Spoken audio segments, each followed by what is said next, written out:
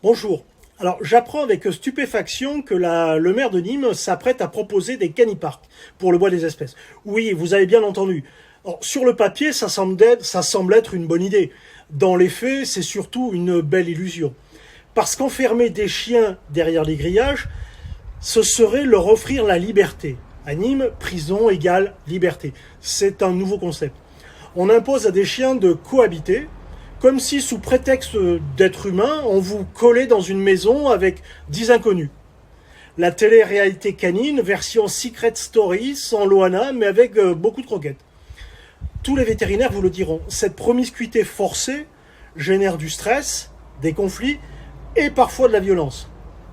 Et en plus, mélanger des chiens potentiellement malades avec des chiens sains, c'est le meilleur moyen de propager des maladies. Mais bon, les chiens n'ont pas de masques chirurgicaux, eux. Le bouquet final. La mairie accuse les dog-sitters. Oui, ce sont des professionnels qui connaissent très certainement mieux les chiens que certains élus connaissent leur ville. Promener un chien sans laisse pour un dog-sitter, mais c'est impossible. Mais dans la logique municipale, le problème, ce serait ceux qui promènent les chiens en laisse. Et là, j'avoue que j'ai besoin d'un Doliprane. Parce qu'on accuse les dog-sitters d'être le problème alors qu'ils promènent leurs chiens en laisse. Et on veut interdire la déambulation des chiens sans laisse. Bon, c'est une logique qui me passe un petit peu au-dessus de la tête. Maintenant, quant à ces enclos, qui va payer? Qui va les entretenir?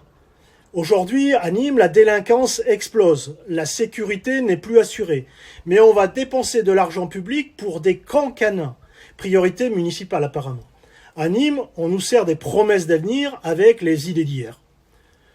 Aux États-Unis, un canipark, c'est entre 3 et 4 hectares. Ici, c'est une cage plus petite que certains jardins de propriétaires. À Nîmes, en fait, si vous voulez, nos élus copient les idées des États-Unis, mais avec le budget du Burkina Faso. Alors non, ce n'est pas une politique canine, c'est une farce préélectorale. Je vous remercie.